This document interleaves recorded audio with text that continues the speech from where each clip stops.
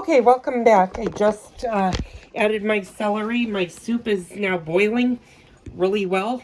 The potatoes are cooking. It hasn't been as long as I said I would, but I wanted to show you I'm adding my carrots now. Um, and I'm going to get ready to add the peas. Stop dropping my phone. I'm going to add the carrots right now and let them cook up a little bit.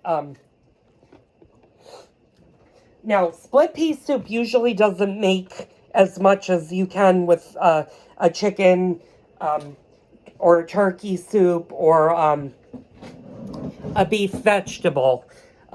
It makes a little bit less. The more things you add, obviously, the thicker your soup's going to be. One thing I did want to touch base on or talk to you about split pea soup is it is going to be a very thick soup, but when you add your peas, you also want to be careful. You don't want to make your potatoes mashed. So I'm actually going to add the peas now because they're going to take about a half an hour to cook, and you're going to be in an awkward position for a minute, and I'll show you what I mean.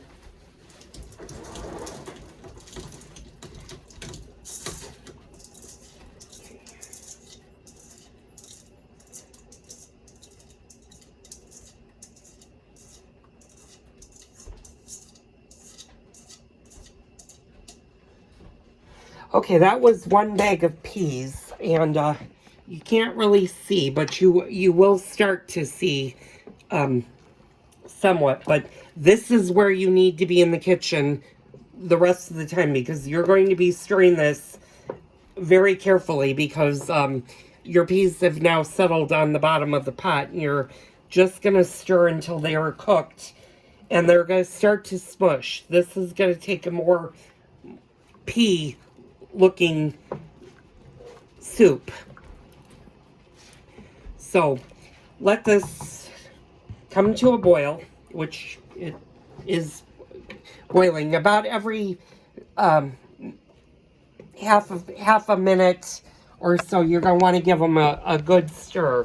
And I'm not going to take you through the whole process, otherwise the video would be really, really long. I'm going to shut that off so you're not glaring as much.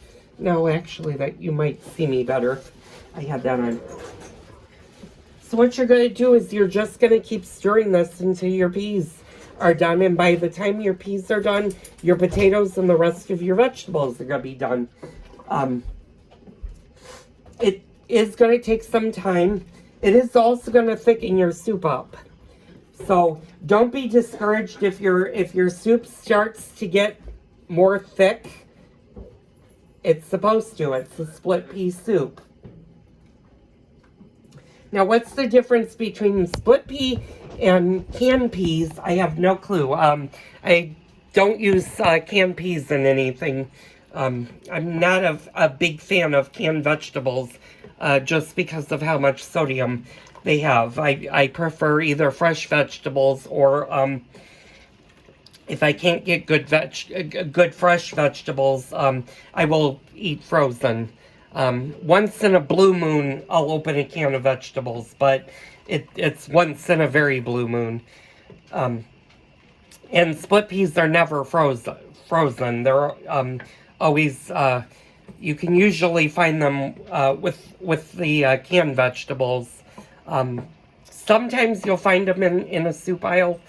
Because split peas are meant for pea soup. But I'm sure you can use them for other things. I just only use them for the split pea. Okay, go let that cook for a little bit. When we come back, we'll come back to the final finished part. Like I said, the soup does freeze nicely. We'll talk maybe later in the week about how to store your leftovers. Although in my house, split pea goes really fast, depending on who gets it first. Like I said, having croutons on top of your soup is very, very good. These are seasoned.